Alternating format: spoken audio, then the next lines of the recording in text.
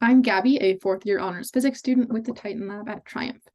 Today, I will be discussing Titan's multi-reflection time-of-flight mass spectrometer and my contributions to improving the power of this instrument. At Titan, we use ion trapping to obtain mass measurements of different nuclei. When we measure the mass of a nucleus, we get information about its lowest energy state, and can use that information with Einstein's equation of E equals mc squared to find the energy that it takes to hold the nucleus together. We apply this method to study of exotic nuclei, those far from stability. Similar to the periodic table, we can use this chart to see what nuclei that applies to. Going up, we see species with greater proton number, and to the right, those with greater neutron number. The black line down the middle shows us the stable species, and to the right in green, the unstable ones that still need our measurements. We can then use these mass measurements to serve science cases spanning multiple fields of physics, including particle, nuclear, and astrophysics. To serve these goals, it is vital that we have high precision mass measurements.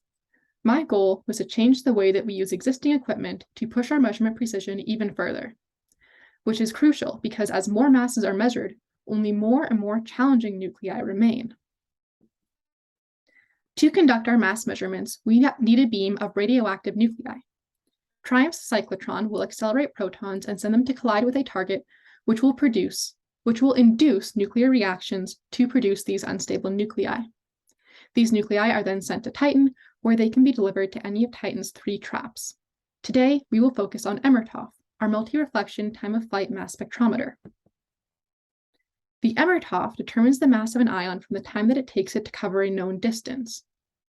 All ions enter the trap with the same energy, and we measure the time that it takes them and know the distance so we can calculate its speed. We can then rearrange our formula for kinetic energy to find the mass. But since the masses that we need to distinguish are so similar, they need to travel a long distance so they spatially separate enough that we can tell them apart, since different masses travel at different speeds. Ideally, we would have them travel up to 1 kilometer. So we use electrostatic mirrors to curve the paths of the ions so they complete this distance by doing multiple laps in our analyzer. Once a set number of laps is complete, we will open the second mirror and ions will pass through to our detector.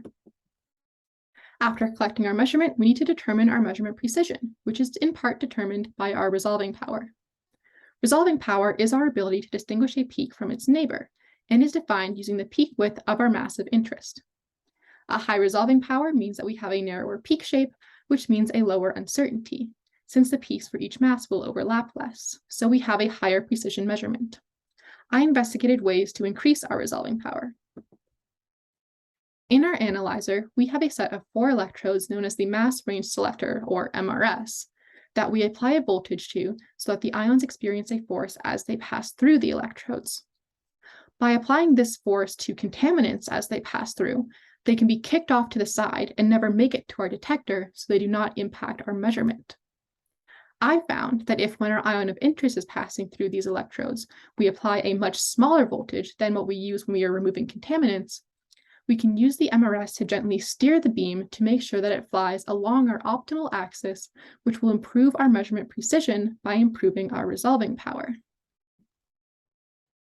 I measured stable rubidium with a range of voltages applied to each MRS electrode with varying polarities on each electrode, then calculated the resolving power of each measurement with each voltage pair. These measurements were then repeated when only using half of the electrodes available. By turning off half of the electrodes and inverting the polarity on one of them that remained, I was able to improve our resolving power by 100,000 from our previous standard of 400,000. To ensure that the imbalance of only using half of the electrodes did not change the time of flight of ions passing through the MRS and thus impact our accuracy, I collected time of flight measurements alternating between having my steering settings on and using no steering at all. If there was a systematic effect on our time of flight, I would see a non-zero average difference in time of flight measurements between consecutive measurements.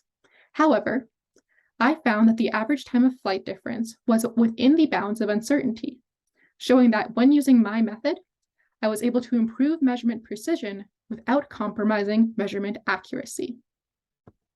Thank you for your time, and here are my references.